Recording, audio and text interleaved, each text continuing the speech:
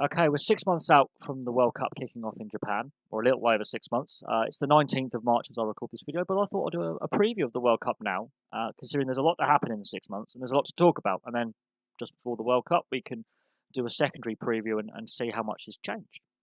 Anyway, let's go through the pools as they stand, and because there could be changes to the World Cup lineup. There are teams that are threatened to boycott, and there are teams that are worried about being financially able to get to the World Cup. And that's four of the nations. That's one per pool that have issues, hence the asterisks at the bottom here. We'll start with Pool A, which contains Ireland, Scotland, Japan, Russia, and Samoa. Ireland misfired during the Six Nations. They I think, didn't suit the favourites tag. Now, at the end of last year, people were saying they're favourites to win the World Cup. They beat the All Blacks. Okay, they've beaten the All Blacks twice in 2 years, and that is a fair assessment. They are one of the few Northern Hemisphere teams that I think are capable of beating the All Blacks or giving the All Blacks a game on any given weekend. Absolutely. But some key players aren't fully fit. A lot of their players of all four provinces in the Pro 14 have played a lot of rugby in the last couple of years. All four provinces, Leinster, Ulster, Munster and Connacht, have all played a lot of rugby.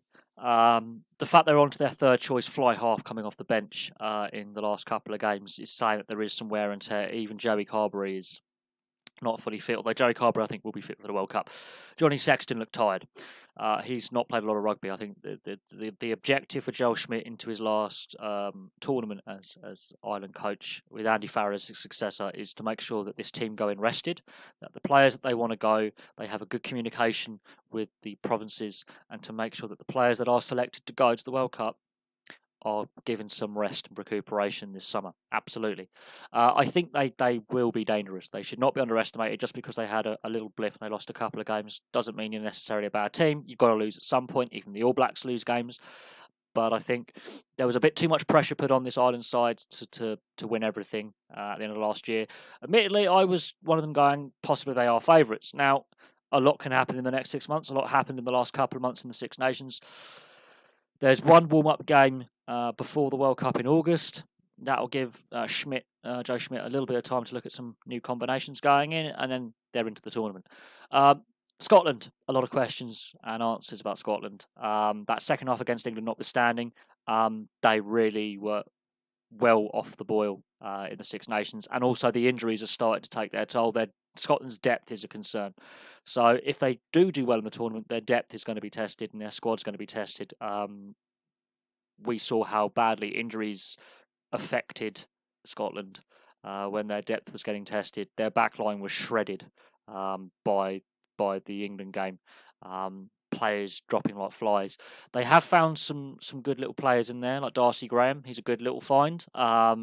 Look for him to have a good World Cup. I think this could be where a star is born. But there are concerns about the fitness of certain players. Some players are getting more and more injury prone. But there are players to come back into the setup. Again, I think Scotland, much like Ireland, they need to talk to Glasgow and Edinburgh and also the other clubs where players play for across Europe and say, look, can we rest some of these players towards the end of the season, give them some time off, such as Finn Russell in the fly half role, who plays in France. Just like ask some of the clubs, can we have a bit of rest for these players? That's a debate that rugby, as well as football, seems to have. The club country debate seems to keep revolving circle. Japan as hosts, I think the Scots, with their depth issues, Japan could get through to the knockout stages. Absolutely, they are the hosts. England are the only team to host the World Cup to fail to get out of the group stages, and that was, or the pool stages, as this is rugby, not football. 4 years ago, I think Japan should not be underestimated. A lot of their players play in Super Rugby. The domestic club game in Japan is pretty strong as well. The domestic league that feeds players to Super Rugby, it's massively improved from where it was 10, 20 years ago. Do not underestimate the Japanese. You underestimate them at your peril. Absolutely. Russia got to the World Cup by virtue of Romania and Spain being thrown out of World Cup qualifying. That's a big story that's still ongoing, and there's still ramifications from that. This Russian side, I think, will be aiming to just get a win and be as competitive as possible. And the goal is to grow the game. There's obviously that debate about relegation promotion from the main Six Nations to the secondary Six Nations, which is the European Rugby Championship. That's not going away. Russia is one of those sides that's in that second tier 2 nation European Championship alongside Georgia that have made it to the World Cup. And there is a debate about promotion relegation from that, as that tournament itself has promotion relegations, with the Germans getting relegated after finishing bottom this year. So there's a debate whether the Russians and of course the Georgians should have a way into, alongside the Romanians, into the Six Nations, and I'll get to that debate later on. But I think they'll be aiming just to be as competitive as possible. And of course, we've got Samoa in there. Now, Samoa has an asterisk because they're threatened to boycott, and we'll discuss that boycott at the end of the video because they're not the only nation. But also, I should have put an asterisk because there is the concerns about the finances of Samoan rugby as their rugby unions are bankrupt. So I should put that asterisk there as well. Samoa, Samoa is one of the three Pacific, I think the weakest of the three Pacific nations. I think Tonga and Fiji are on the verge of Tier 1 nation status because they can beat Tier 1 nations and have proven that they can do that in previous World Cups. Tonga have beaten France a couple of times. Fiji have got to quarterfinals. So Fiji and Tonga, I think, while they're threatening to boycott over the plans for World Rugby, they should definitely not be underestimated. They have proven in World Cups and in autumn internationals they can beat Tier 1 nations. Samoa, I have some concerns about, big concerns. They have dropped off a cliff in the last 5-10 years, and the finances of their union as well is a big cause of concern, far more than Fiji and Tonga. They could be the weakest side in the pool stage. The Russians could be aiming to target that game to say, look, we can beat a higher ranked side than us. Japan, Scotland is going to be the battle for second place in the group. I have a fear. I think that will be the battle for second place, the second qualifying place for the knockout stages. I think Ireland are the team to beat in Pool A. Now we get to Pool B, which is really interesting because you've got some two massive World Cup heavyweights in New Zealand and South Africa, the All Blacks and the Springboks. Yes, the two big heavyweights. Now, New Zealand have proven themselves to be human. They can lose games. I don't think this Kiwi side, this All Black side, are as good as the side that won in 2011 or 2015. I think they are weaker. I think they are human. South Africa, in the Rugby Championship, exposed the All Blacks at times. Ireland have beaten this All Black side twice. So I do think it's a more open World Cup this year than in the last two editions. Absolutely. The South Africans will be targeting that All Black side for their matchup when they play. I think the Springboks, they play a different style of rugby. They've got a bit more flair about them than people realise, and of course they've got that power game as well. That's going to be a titanic struggle between two Tier 1 nation heavyweights. Italy are in there as well, and there's of course the debate about the Six Nations. And they were close but no cigar. They had a lot of the ball against France, and they defeated themselves. They outplayed the French and defeated themselves. So the Italians will just want to aim for third place in the pool as a minimum, because that means you don't have to qualify for the next World Cup if you finish third, because of the way the qualification works with the expansion of the World Cup over the years. Namibia, there's concerns about the ability of them to financially pay the players and medical staff and the backroom staff at the World Cup. They've raised concerns about finances. And then the Canadians are on a hiding to nothing. I think the Namibians, they actually do play a decent standard of rugby. They qualified earlier than the Canadians into the World Cup. Yeah, the Namibians were already assured a place well before the Canadians were the last team to actually get a World Cup place. So that's how far Canada have fallen off the cliff, so to speak. I think the Canadian-Namibian game will actually be really, really interesting to watch. Admittedly, it's not going to be the highest standard of rugby, but they're going to go passionately. They want to win a game. Both sides want to win a game at this tournament. They know the three teams above them are superior in a lot of areas, especially when you've got to play the All Blacks and the Springboks. And Canada and the Namibians and the Italians seem to regularly get put in groups with these nations. I don't know who pulls, out the hat when you get to the Tier 1 nations, who's going to play in which group. But the Italians have met the All Blacks a few times, the Namibians have met the South Africans and the All Blacks a few times, and the Canadians have met the All Blacks a few times as well. It doesn't seem to be fair on some of these smaller nations when you've got to come up against these juggernauts. And to be fair, the Italians are juggernauts compared to the Namibians and the Canadians as well. The Canadians have really fallen off the cliff in the last 10, 15 years. Professionalism hasn't benefited Canada like it has other nations, although Major League Rugby has started up and a lot of their Canadian players that have played for Canada in the last couple of years are now playing professionally, which is a positive move they're playing domestically professionally in North America rather than in Europe, so they can keep a closer eye on their players and their players' development, which is a positive. Will that have enough benefit in time, considering they had such a shocking American Rugby Championship? We shall see. Pool C, I think, is the most open group out of the lot. I really believe that. I think England, France, Argentina, I think the French could finish as low as fourth in this group, possibly even bottom. I really do. England, I think Argentina's going to be the battle for top spot. France, we don't know what Jacques Brunel's cooking up for this World Cup. The Six Nations was an absolute unmitigated disaster. Absolutely embarrassed by England. Pretty embarrassed by Ireland as well for the first 72 minutes. Embarrassed by the comeback from Wales. Okay, admittedly, they touched a bit of Mother Earth and they beat the Scots well in Paris. They played better and they were outplayed by the Italians, which is a concern. And they just got, I think they did get very lucky in that game with the tries that they scored. But they were on the back foot. So the French, I'm concerned about what French team will turn up. England, there are issues with England. I can discuss England on a separate video. I think Danny Cipriani should be in that squad because I don't think Owen Farrell is necessarily the two-dimensional. I don't think he has enough to his game. Cipriani has a bit more to his game in game-breaking technique and quality. Owen Farrell's a little bit one-dimensional at times. And George Ford, I think, is on the light side for a fly half. He's on the smaller side and he would be targeted defensively. Argentina, we know what they bring at World Cups. The last two editions, so 2 out of 3 editions, they've got to the semi-finals. They've got to the quarterfinals in 2011. They should not be underestimated at all. There is a reason why they have got to the knockout stages regularly for 3 World Cups in a row, and there is a reason why, especially 2007, they had an outside chance of winning that tournament, and I am not joking. The development of Argentinian rugby with the Jaguares in Super Rugby and the fact that they've got professional players in the Southern Hemisphere and the Northern Hemisphere now, and they've got that depth, the Argentinians should definitely not be underestimated at all. They have got some world-class players playing for them. And I think that they could give a hiding to the way the French team are playing right now. That Argentinian side could rip them to pieces. The USA should also not be underestimated as well. Very good America's Rugby Championship. Admittedly, they did lose to Uruguay towards the end of that tournament, but the growth of Major League Rugby and the fact that now a lot more of the professional players are playing in the US, the standard of play is massively improved. The Sevens program is paying off. The USA still has a long way to go to reach the heights of other nations on this board, but they have a very good opportunity to finish third in the group, which means they won't have to qualify for the next tournament, which means that's less rugby for these players to play, so they can focus more on their club game, and the development program continues to go at pace. Tonga should also not be underestimated. They've beaten the French before. They've beaten Tier 1 nations before. The reason why they have an asterisk is they're also threatening to boycott the World Cup, which we will discuss at the end of the video. So there's concerns there about 3 nations out of 3 pools. So, yeah, the World Cup could have issues with nations boycott or can't afford to go. So things could still happen in the next 6 months.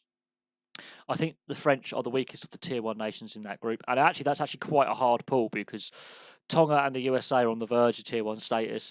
That could be the most open pool of the lot. That could be very competitive, great fun to watch as a neutral. If you're a fan of any of those nations, you will be on squeaky bum time, but that could be the pool matches. I think they could be some classics, although South Africa, New Zealand could be a classic as well.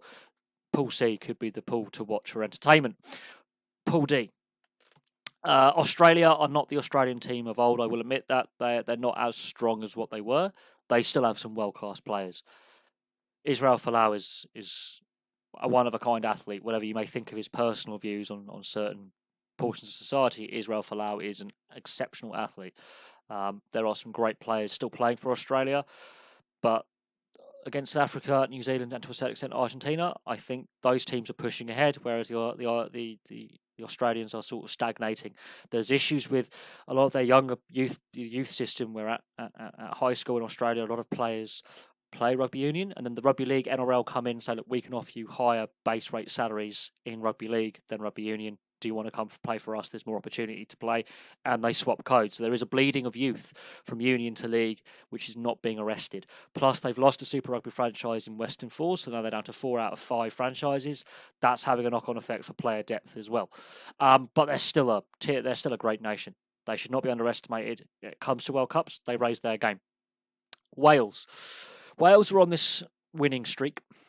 record winning streak for them. They have a solid defence. 2 issues with the Welsh.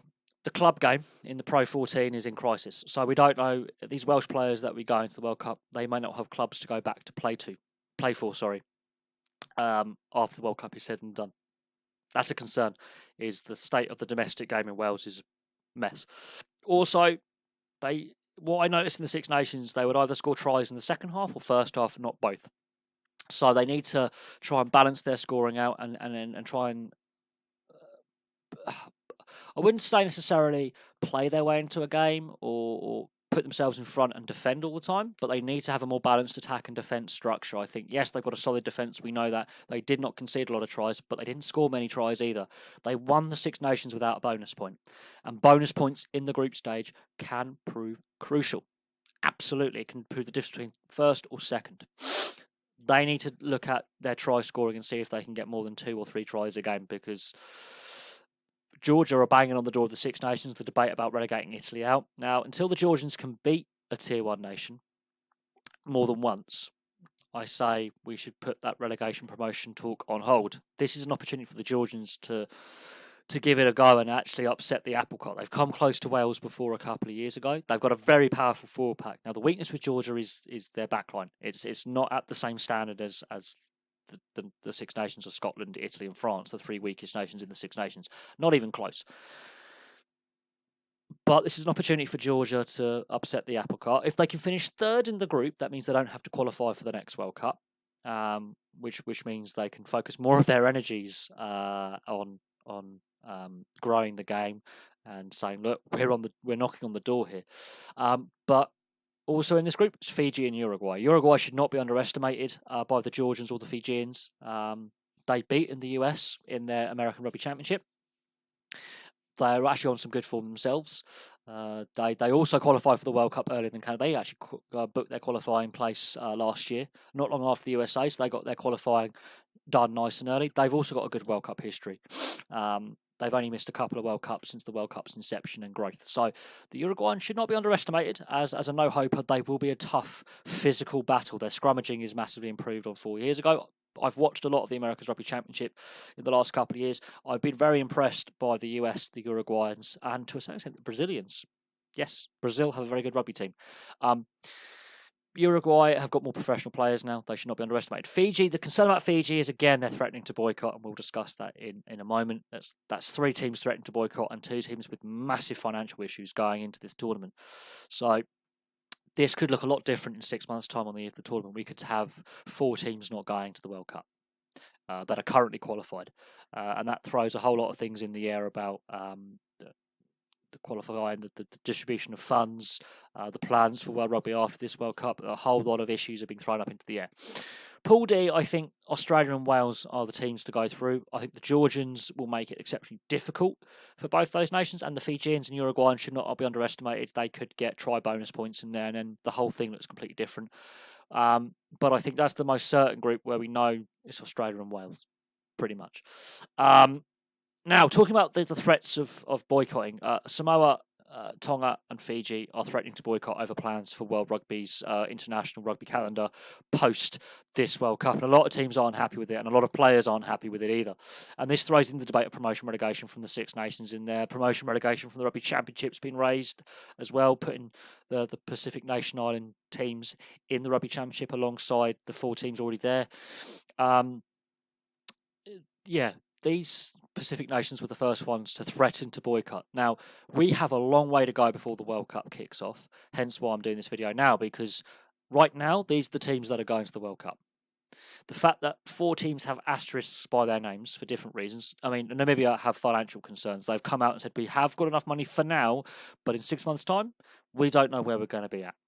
So Namibia are concerned about the financial viability of their union and be able to pay the players and the backroom staff to get to the World Cup and be able to perform for the games in the group stage. They're concerned about their finances. Samoa, we know their Samoan union is bankrupt and has been bankrupt for about a year or so, but they've also threatened to boycott.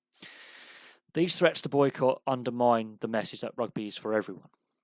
because of the proposed restructuring of the international calendar, which actually mean for the Tier 1 nations more rugby. And players have come out and said we already play enough. We've already got concerns about our welfare, fitness, our health.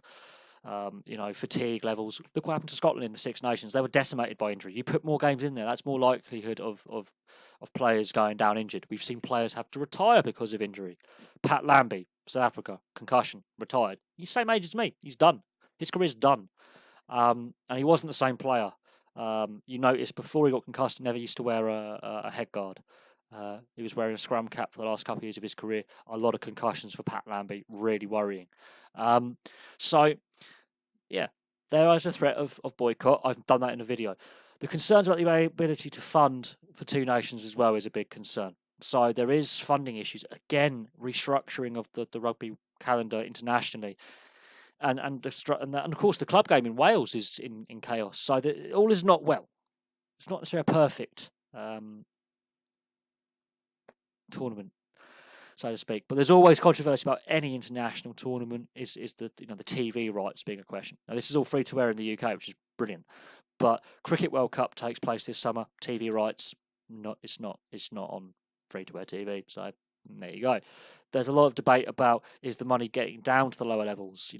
Are teams like the USA, Uruguay, and Canada, are they benefiting from the Major League Rugby and the America's Rugby Championship? I would say yes. The USA, the Uruguayans, the Canadians, I think they will benefit long term. 4 years' time, those three nations will be on the verge of Tier 1 status or in Tier 1 status. Absolutely. But the debate is still there about the threats to boycott.